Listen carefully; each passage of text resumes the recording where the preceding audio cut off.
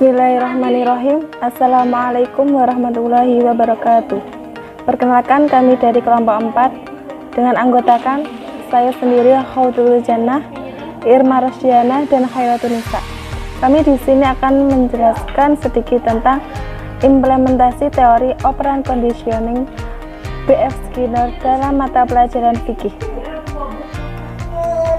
Yang pertama yaitu pengertian operant conditioning.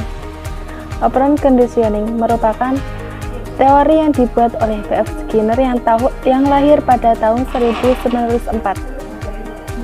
Ia merupakan penganut teori behaviorisme terkenal. Teori operant conditioning adalah proses penguatan perilaku operan, baik penguatan positif atau negatif, yang dapat menyebabkan perilaku ini diulang atau hilang sesuai dengan keinginan. Jadi di sini Skinner berpendapat bahwa setiap tindakan itu harus memiliki konsekuensi, dan untuk tindakan yang tepat akan mendapatkan penghargaan, sedangkan tindakan yang kurang tepat atau salah akan mendapatkan hukuman. Nah, jadi tindakan yang mendapatkan penghargaan akan menjadi biasa, dan secara tidak sadar kebiasaan lama akan menghilang. Nah, selanjutnya belajar sesuai dengan pengondisian operan. Di sini Gettler menyatakan bahwa Skinner berpendapat pembelajaran adalah proses perubahan perilaku. Jadi, pengondisian operan adalah proses perubahan perilaku yang dicapai untuk mengetahui hasil belajar melalui sebuah penguatan. Adapun dasar pengondisian operan dalam pembelajaran yaitu untuk memastikan respon terhadap rangsang. Jadi, di sini guru berperan penting dalam proses belajar mengajar siswa. Di sini guru memberikan materi atau pelajaran dengan langkah-langkah atau pendekatan. Kemudian guru memberikan reward setelah semua siswa itu meresponnya. Nah, di sini Skinner memandang reward, hadiah, atau reinforcement penguatan itu dibagi menjadi dua, yaitu penguatan positif dan penguatan negatif. Penguatan positif adalah rangsangan yang dapat mendorong atau meningkatkan seseorang melakukan perilaku tersebut secara berulang-ulang. Sedangkan penguatan negatif yaitu suatu tindakan yang mendorong seseorang itu melakukan tindakan tersebut dengan menghindarinya, tidak mengulanginya lagi, atau bahkan perilaku tersebut itu menghilang. Jadi dapat dikatakan bahwa teori Skinner ini hal yang terpenting dalam pembelajaran yaitu penguatan pengetahuan yang terbentuk melalui stimulus dengan respon yang lebih baik jika diberikan penguatan. Jadi jika penguatannya baik, maka responnya akan menjadi baik. Pembahasan selanjutnya akan dilanjutkan oleh teman saya yaitu Irma Rosdiana.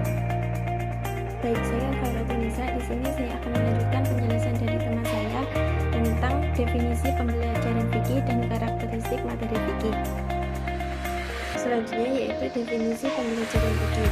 Pembelajaran memiliki arti proses perbuatan bagaimana mengajar sehingga siswa memiliki kehendak dan kemampuan belajar. Menurut Tim Terry, belajar adalah serangkaian peristiwa atau kegiatan yang disampaikan dalam terstruktur dan direncanakan dengan menggunakan satu atau beberapa jenis media, sehingga dapat disimpulkan bahwa pembelajaran adalah kegiatan terstruktur yang dilakukan oleh semua orang baik di lingkungan sekolah maupun di luar sekolah, di mana mereka menggunakan strategi dan metode dan media dalam membantu mencapai tujuan yang diharapkan. Selanjutnya, kata fikih berasal dari kata fakihah yafqahu fikhan, berarti pemahaman atau pengertian. Fikih memiliki makna yang memberi pemahaman dalam hukum syariah yang dianjurkan oleh Allah dan Nabi. Pemahaman yang dimaksud adalah upaya akliyah dalam memahami ajaran Islam yang berasal dari Al-Quran dan As-Sunnah. Ilmu fikih adalah ilmu yang mempelajari ajaran Islam yang disebut amaliyah syariah atau praktis, yang diperoleh dari dalil-dalil yang sistematis.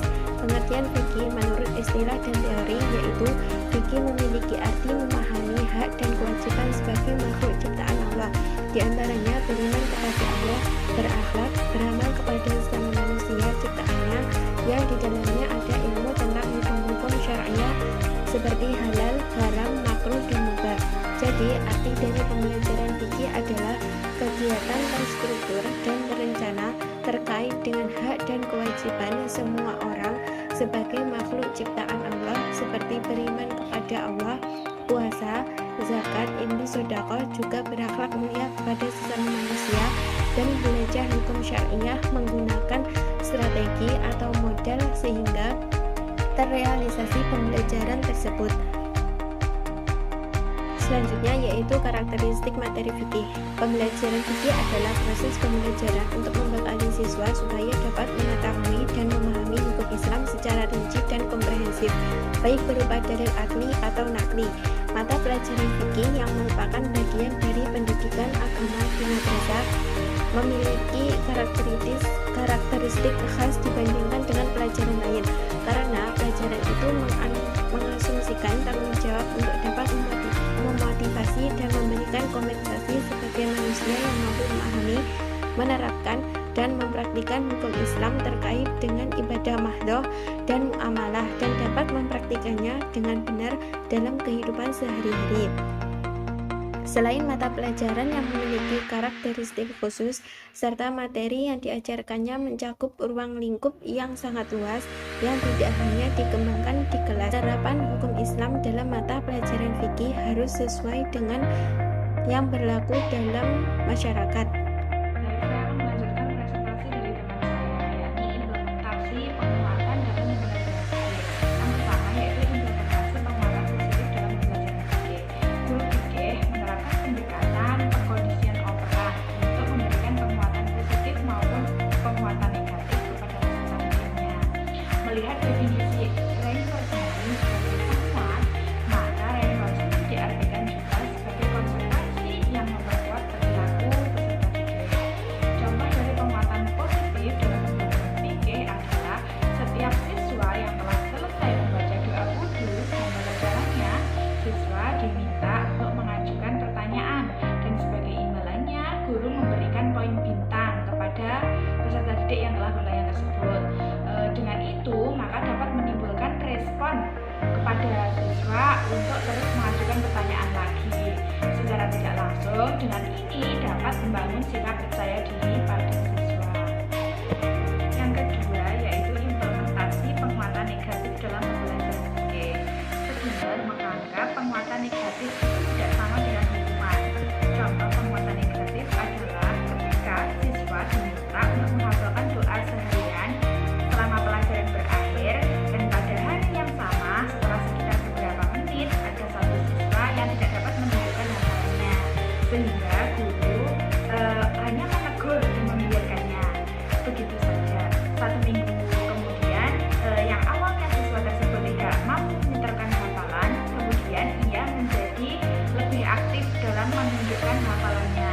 Dengan ini secara tidak langsung dapat menumbuhkan rasa tanggung jawab siswa untuk menyelesaikan tugas agar sama dengan teman yang lainnya.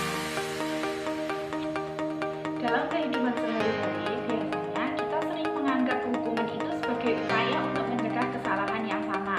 Namun Skinner itu menolak anggapan kita ini, karena hukuman untuk jangka panjang itu tidak memiliki pengaruh